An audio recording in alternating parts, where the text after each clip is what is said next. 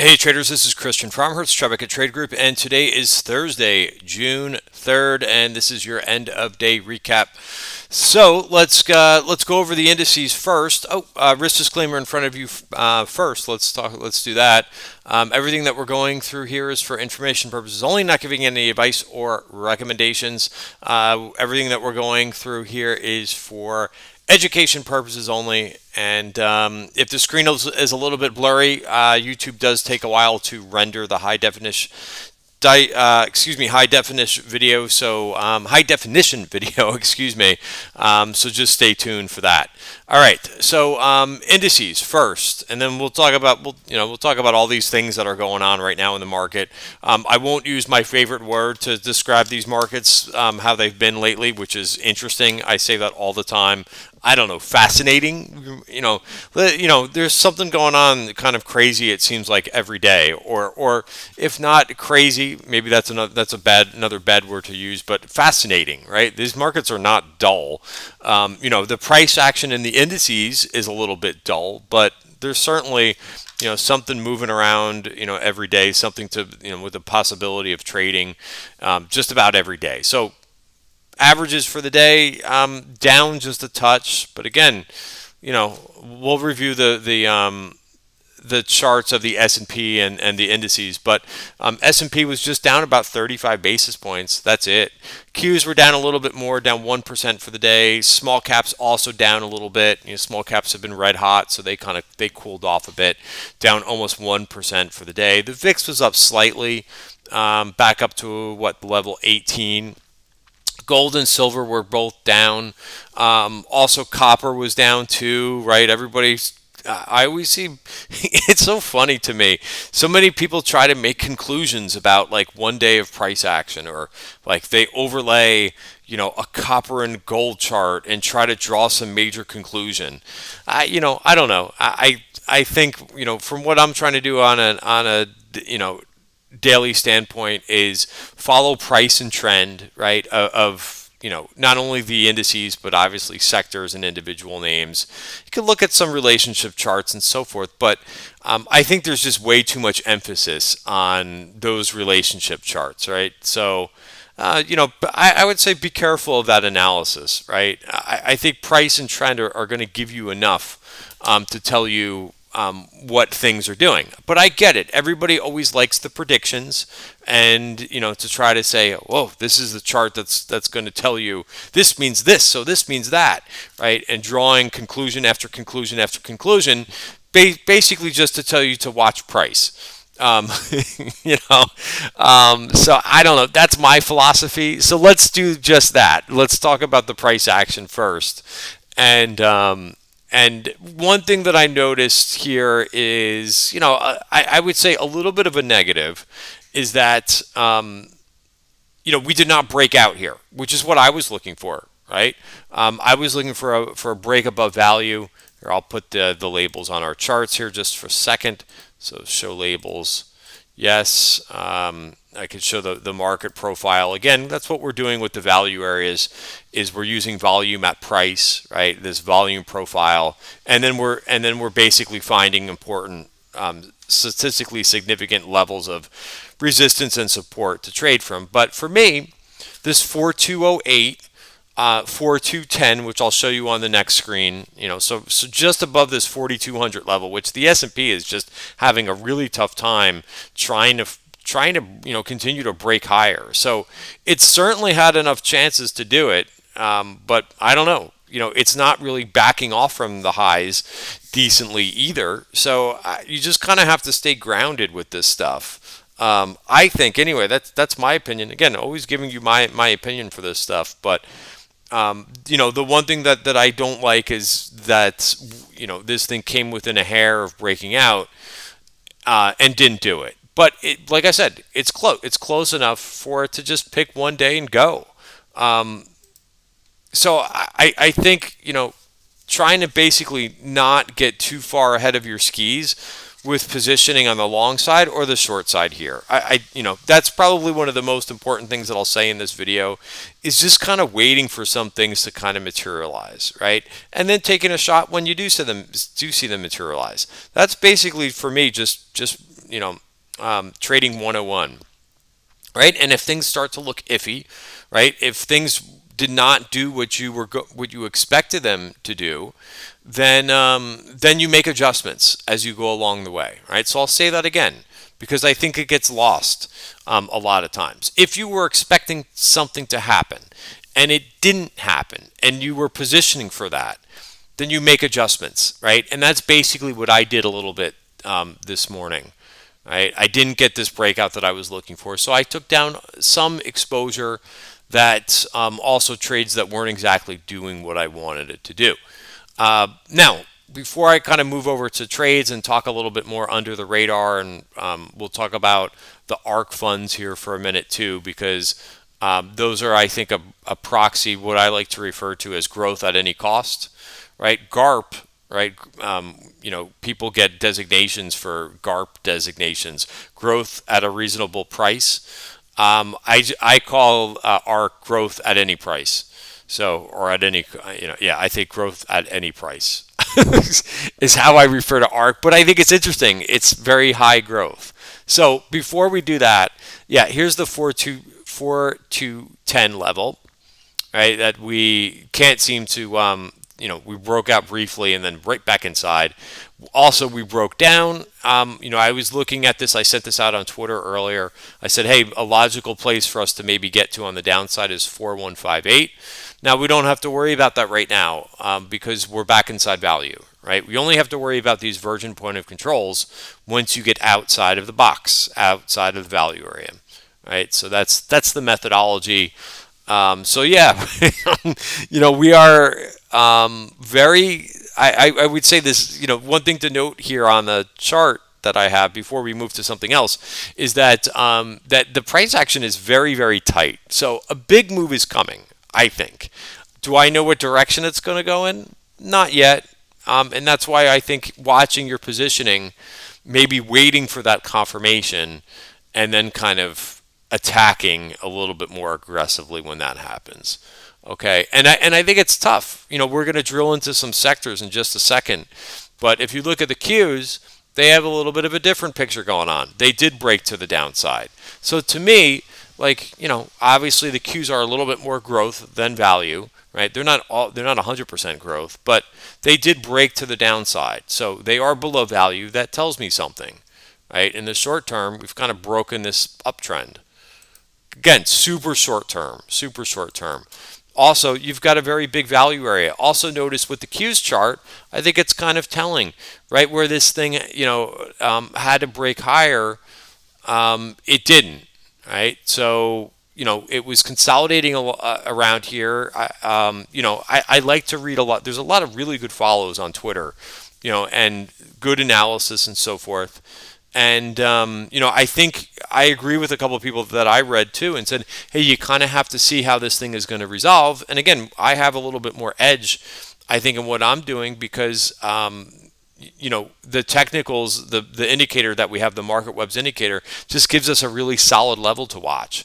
But you could see what happened, right? We try to go higher and break this 334 level that we've gone over here in a couple of end of day videos.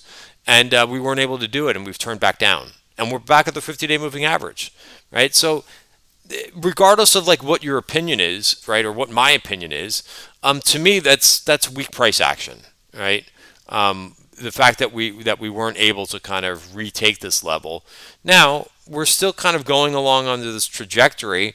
I don't think it looks horribly bearish, but it just kind of shows you how difficult I think this market is right now. Right, and what's the conclusion? If you think a market is kind of difficult, then perhaps you make some adjustments, right? You make some adjustments. You kind of prune down your positions a little bit, all right? The small caps we know have been very strong last week. So I think, they're still holding the top of value, right? Which is this 223.89 level. And that's a good level to watch for support. Until that breaks back inside value, I would say nothing wrong with the small caps pulling back a little bit. They were up big last week. So this is, for now, is just a recheck back into support, right? We could look at IWC too. Didn't pull back as much. So that's not bad, in my opinion. right? So kind of interesting what we're seeing, right? And then if you want to look at this in terms of value, a little bit of value versus growth, we know that value did break out to new highs. So you could kind of like, going back to this S&P and why this is kind of difficult right now, because it's tough to really draw that much of a conclusion to say, oh, geez, is it game over because we didn't break out here? Well, it depends what stocks, because, small cap value made it out to new highs. And I don't think that that's a horrible thing. If you want to look at small cap, this is Russell value too. This is very close to breaking out too. So again, I don't see anything wrong with this chart. You could. I know some people are talking about RSI divergences and so forth, but rather than kind of like stick your neck out and make a big prediction, I think just continue to kind of watch price here and realize that there's some bad things going on and there's some good things going on, right? And if you want to look at the ARK funds, this again, we know that this kind of came up to the 200-day moving average and it failed, right? It tested here, and right now it's back in value, and it was a big underperformer on the day, down 3.5%. So this also should be giving you some clues. So what are the clues? What is it telling me? Well, it's telling me that there's still not as big of an appetite for growth. What we saw a couple weeks ago, and we took advantage of this. I took advantage of this in many trades, in terms of the growth bounce that we saw the last couple weeks. We know that things can bounce, right, from time to time, and they could have really big momentum bounces, and I think that's kind of what we saw here from the lows.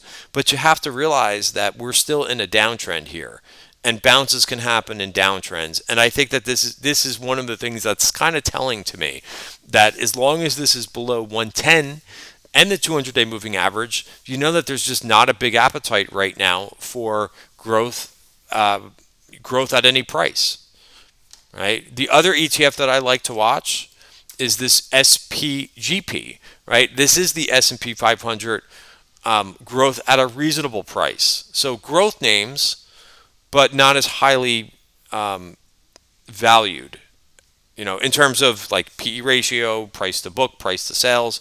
And you could see it's a different look. Now, this didn't make it to new highs either, but it's still holding all of the short-term trends. So it's something to keep an eye on. I would want to see this thing break out to new highs.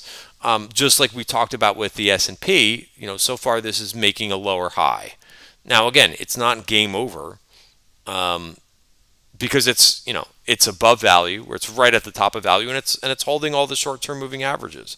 So, point counterpoint today in this. Now, what did I, then when we cut, so we talked about ARK, we talked about the Qs, we talked about the S&P, we talked about a little bit value versus growth. What about sectors? Well, what led today? And what kind of came to life a little bit?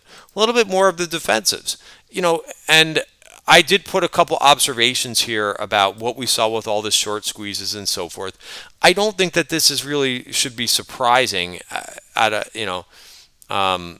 surprising either. I think when you have this type of high speculation in all those short-term squeezes, all you have to do is basically look at January to see how January happened when the same type of thing happened, right? And if you were not trading in January, or if you forget, I will fill you in, right? You saw all kinds of short squeezes go on.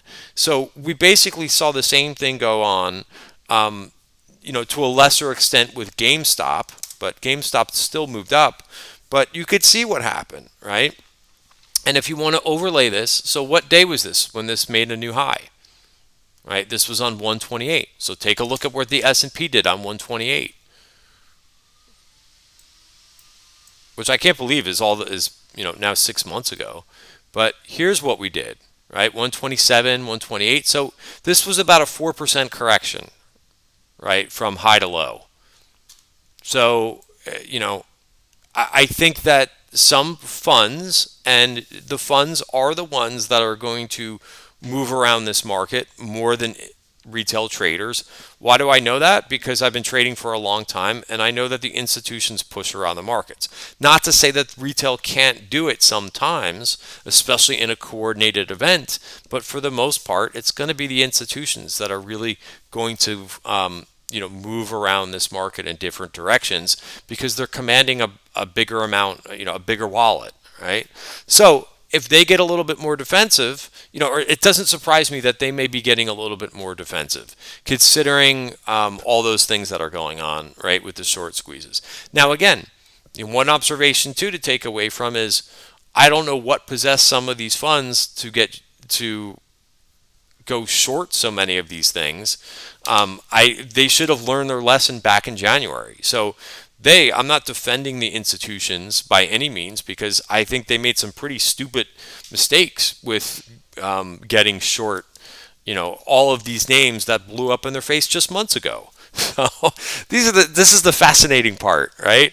That's why this market sometimes will just baffle you, right? Why would some funds decide to do the same thing that they tried to do months ago, and some of them got completely blown up by it?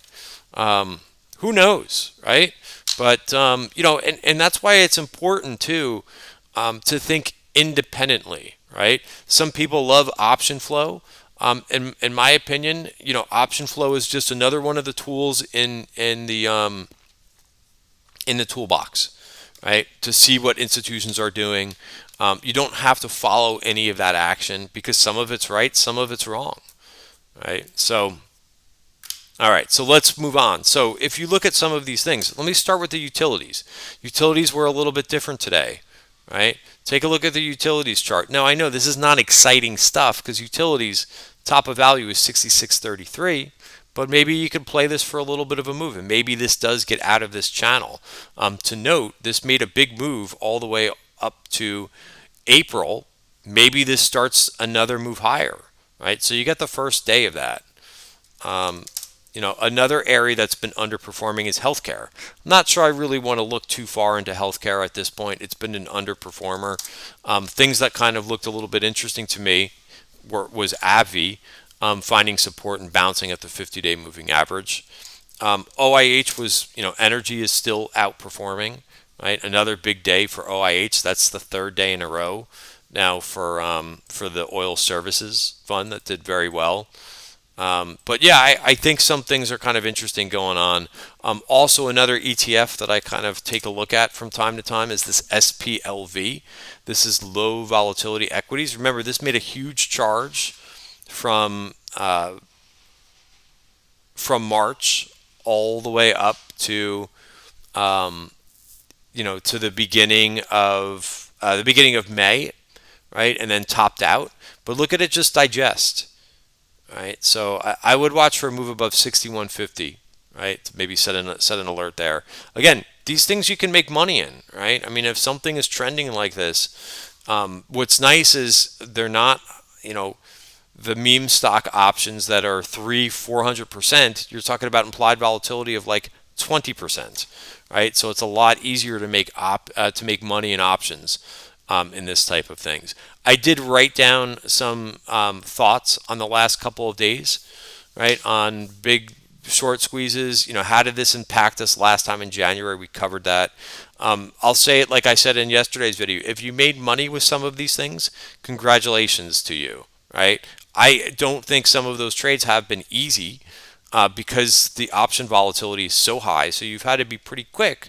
But I would make sure as well that you're doing something different than you did in January, right? We talked about this a little bit in yesterday's video. So many people ended up losing money, a lot of money, in February because they didn't get their head around what was going on. It was a temporary move. I think this is the same thing going on, right? Why do I think this move in some of these short squeeze names are temporary? Because once you cover, that ends the move, right? By definition, a short squeeze, right? You're forcing shorts to cover. Well, once they've covered, there's no more shorts left. Okay, so I've gotten a number of questions over the last couple days on anything that has short. Hey, look at this name; it has high short interest. In my opinion, I'll say it again. I say it till I'm blue in the face. please have more than one reason to enter a stock. Don't let it just be because it has short interest. Don't be just because you read something off of a message board. Be able to think independently. I feel like it's a little bit of deja vu because we went over all this stuff towards the end of January, beginning of February. But I think one of the things that I think could help people is please think independently, right? Do not get I use this term. Well, I won't say it. I won't say what I was going to say, but use the information, right? Just like we talked about with option flow. Use the information. Use the technicals. If you want, you're getting information from message boards, right? We know who the message boards are, but you don't have to fall like in love with everything that somebody is saying, right? Because the stuff that people are saying on these message boards. And I know there's been message boards for years and years and years, right? People make this stuff up because they're already in a position. They want you to buy it too, right? So, get your head straight. Don't institutions are not the root of evil. Is this game completely fair trading? No, but life isn't fair either. You got to put your big boy, pants, big girl pants on, and learn how to, manage through this, right? Two wrongs don't make a right. Institutions manipulate things. Retail traders have been manipulating things too. But two wrongs don't make a right. Just because they did it doesn't mean you should do it too. So anyway, that's a whole spiel that I went into. But the bottom line is think independently. Be able to take the information, do a little bit of homework, and decide if that is a smart thing to do. All right, let's get into to my trades, because I traded one of them today and I made a little bit of money in this go today. But hey, I'm not like I'm not in this to have this is a high speculative name. Yes, it has short interest to it, right? But I don't have a really fundamental reason to be in this trade. And my view is if you want to trade something with short interest, do it as a day trade, right? So I got out of this thing at, right, I got a target, right around 1463. So listen, I'm happy. I scalped 50 cents out of a trade that I have no real reason to get into personally, right? Everybody's different, but I have no real reason to other than I saw some momentum and I saw that the technicals looked somewhat attractive for a day trade, right? And that's as far as it went.